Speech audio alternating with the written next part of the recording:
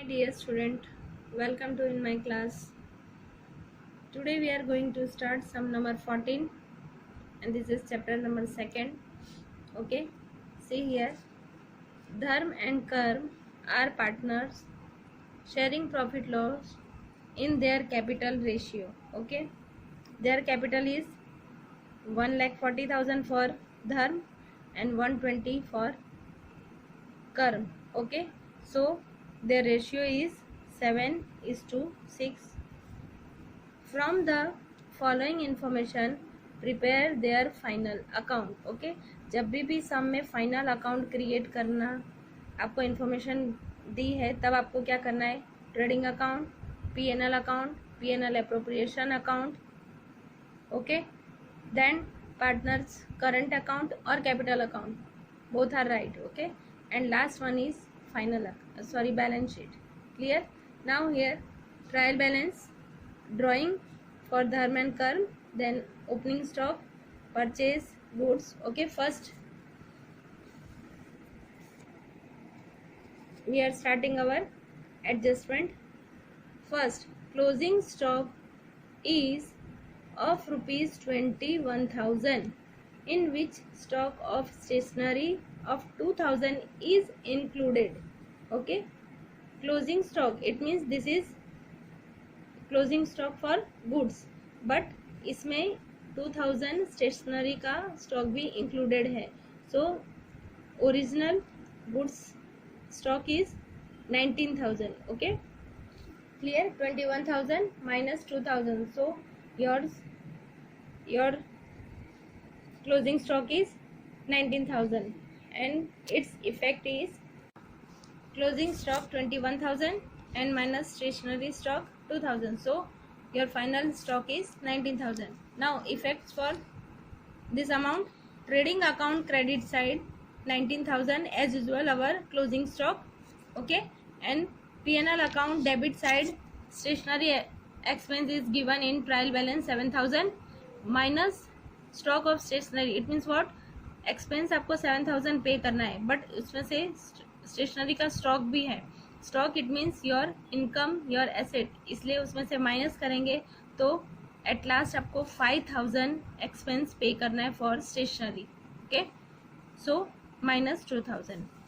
And second effect, balance sheet asset side as usual closing stock 19,000. Clear?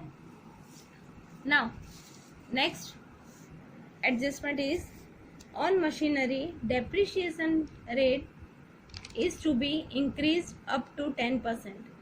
okay, 10% तक आपको depreciation increase करना है. it means what?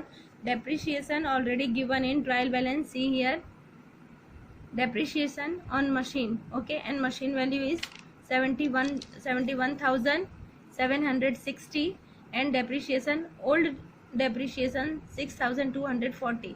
so your asset amount for current year, इसको plus करेंगे तो 78,000 आपका machine की वैल्यू हो जाएगी और उस पर 10% depreciation, it means 7,800 your depreciation.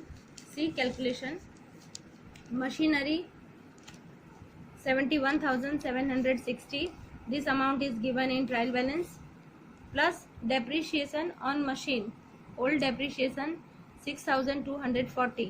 so for current year your machinery amount is 78,000. okay, now 10% calculation, depreciation 7,800. so effects for depreciation, P&L account as usual, debit side 7,800 and balance sheet asset side machinery like this, machinery 71,760 plus old depreciation 6,240, it means total amount 78,000 and minus current depreciation 7,800. so outer column 70,200 your asset for current year. okay, third adjustment is credit sale of rupees 1,000 is recorded in the purchase return book by mistake. it means आपका जो credit sale है उसकी entry आपने by mistake कहाँ कर दी है, purchase return में. Purchase return it means credit balance and this one is also credit balance. तो आप क्या करो, फर्स्ट ऑफ परचेज रिटर्न में से -1000 करो और सेल पे +1000 करो, या फिर टोटल अमाउंट पे +1000 एंड सेल पे -1000. See here.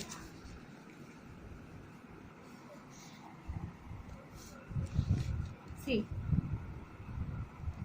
trading account debit side, purchase amount given in trial balance 80,000 and minus purchase return to 2,000.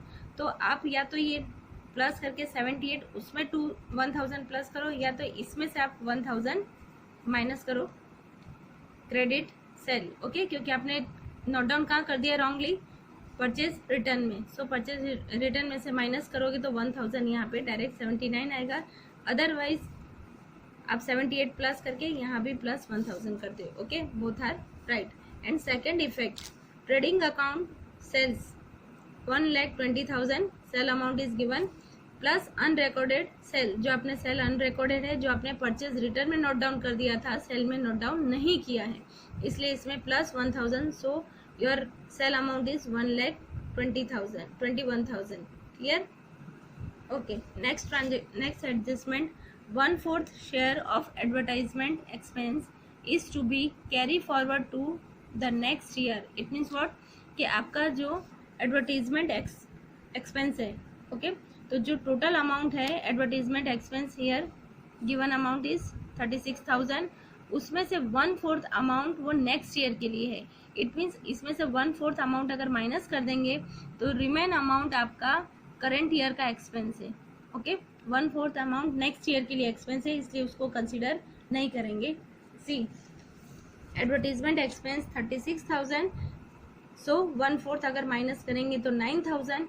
9,000 minus करने पे आपका अमाउंट आएगा 27,000 for current year. Okay, 9,000 minus करेंगे यहाँ पे तो 27,000 आपका outer column. Okay, for this year expense. Now balance sheet, second effect balance sheet, asset side, prepaid advertisement आपने पहले से पे कर दिया है, so asset side prepaid expense advertisement 9,000. Clear? दो इफेक्ट समझ में आ गई. First one is P&L account debit side and second is balance sheet asset side. Clear? 9,000 and 9,000. Okay, now in this sum, one hidden adjustment. See, salary up to 28 Feb 17. It means what, कि आपको 11th month की salary यहाँ पे दी है but 1 month की पे करनी बाकी है. It means outstanding salary.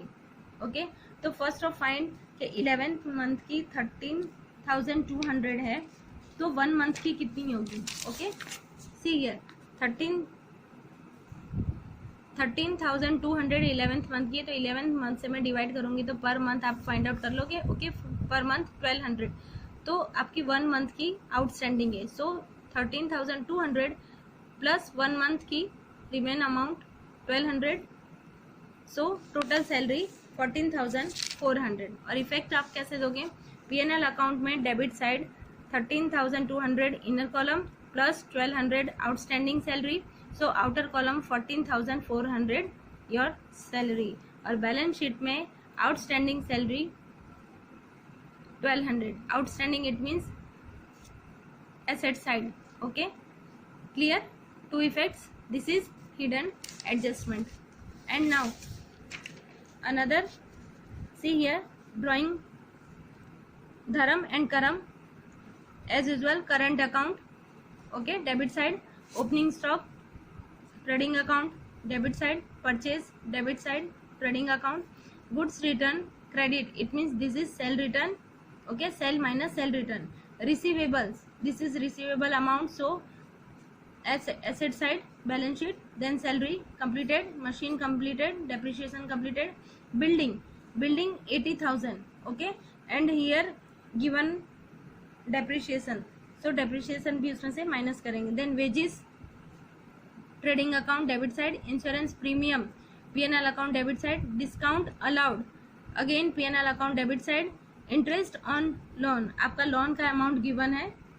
Okay, loan का अमाउंट गिवन है, वो लोन के अमाउंट में आपको क्या करना है, ये इंटरेस्ट का अमाउंट प्लस कर देना है. Then furniture again balance sheet asset side, stationery expense completed, P&L account debit side, then advertisement expense complete, cash balance, this is your asset, so balance sheet asset side, and current account आप create करोगे।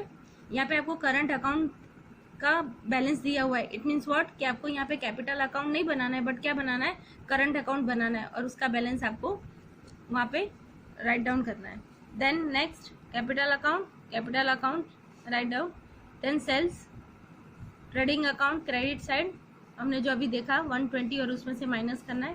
Then goods return debit, it means purchase return, payable your liability, so balance sheet liability side, wages outstanding, wages में या तो आप plus कर सकते हो या तो इसको डायरेक्ट बैलेंस शीट में लाइबिलिटी एसेट साइड आपको लिखना है। देन लोन ऑफ धर्मा, देखो ये रहा लोन ऑफ धर्मा है लोन, और उस पर जो इंटरेस्ट है वो ऐड कर देना है, it means 30,000 plus 1200, so 31,200 outer column.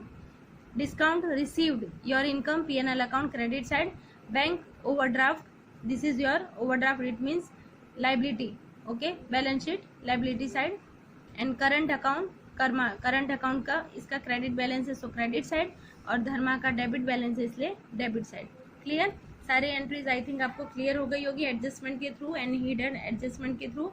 Next lecture में हम लोग नेक्स्ट सम कंप्लीट करेंगे। Okay, bye and have a nice day.